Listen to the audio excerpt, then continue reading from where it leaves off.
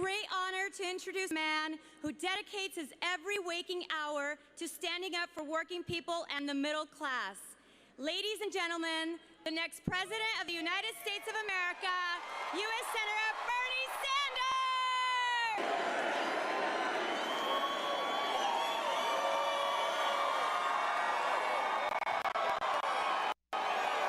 Thank you. You know, we have had large turnouts in Wisconsin, in Colorado. This is the largest turnout. Thank you.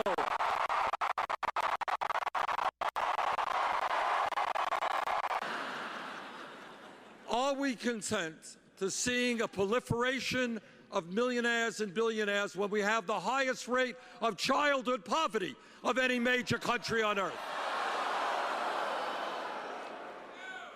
It is a moral issue, but it is an economic issue as well, because our economy cannot do well when so few have so much and so many have so little.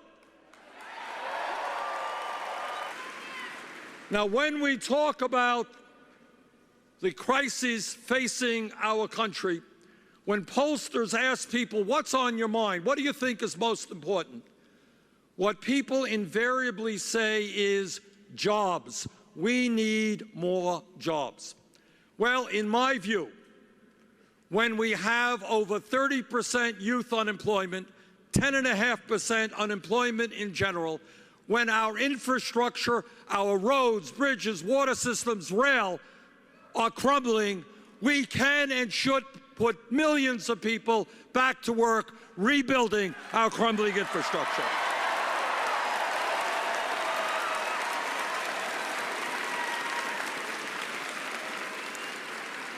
I have introduced legislation that would put $1 trillion into our roads and bridges, which would create up to 13 million jobs.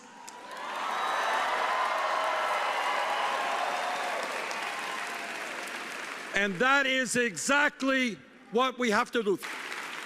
It is not acceptable to me, and I know to you, that an African-American baby, a male baby born today, if we do not change things, stands a 1 in 4 chance of being in prison during his life.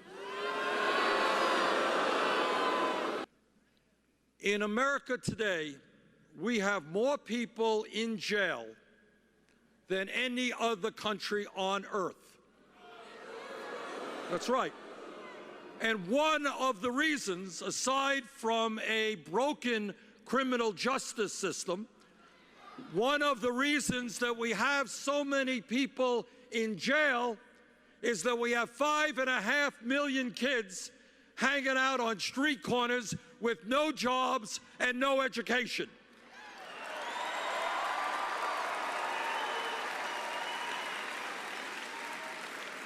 And it seems to me to make a lot more sense to invest in education and jobs for our kids rather than in jail and incarceration.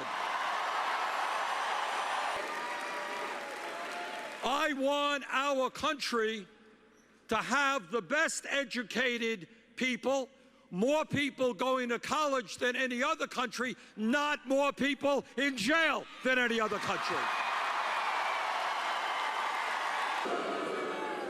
Jeb Bush thinks the American people need to work a little bit harder. Well, he obviously didn't hear the sad reality that the American people already work the longest hours of any major country on earth. Our people do not need to work longer hours. They need higher wages and better income. We have got to raise the minimum wage to a living wage, $15 an hour. All over this country, we have working people who, when they get sick, they go to work. and they go to work because they have no guaranteed sick time. It's time to end that and provide guaranteed paid sick time for every worker in America. I have introduced legislation and will fight for as president to make every public college and university in America tuition free. Today, the United States of America is the only major country on earth that does not guarantee health care to all people as a right. And together, you and I are going to end that embarrassment, because we are going to pass a Medicare for all single-payer program. In my view, if a financial institution is too big to fail, it is too big to exist.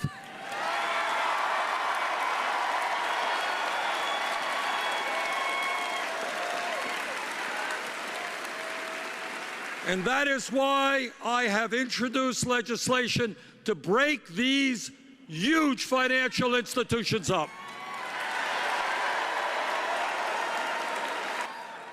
We must lead the world in an extremely aggressive way in breaking our dependence on fossil fuels, in moving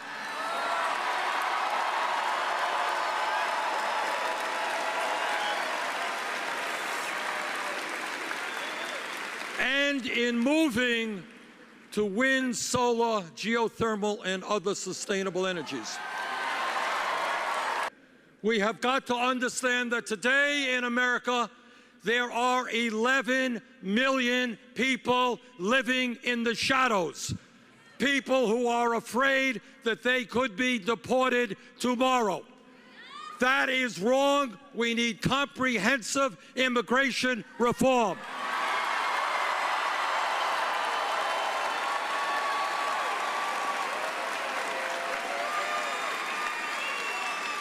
We need a path towards citizenship for undocumented people.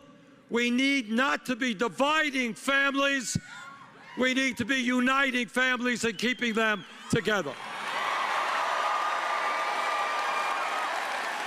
That as a result of the disastrous Supreme Court decision in the Citizens United case, the American political system has been totally corrupted, and the foundations of American democracy are being undermined.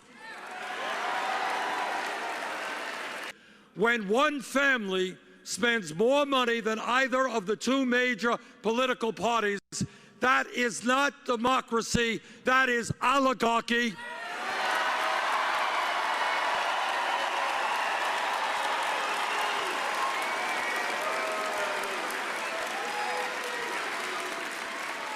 And that is why we have got to overturn Citizens United.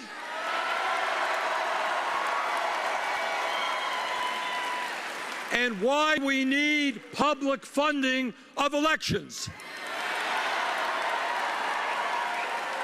I see a lot of young people here today. And I want our young people to be able to run for office if they want to, and not have to beg money from the rich and the powerful to do that.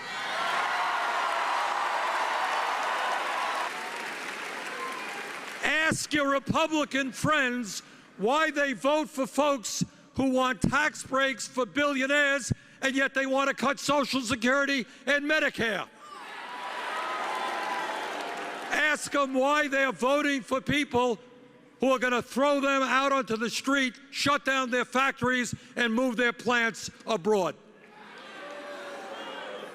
So what we need to do is to create a political movement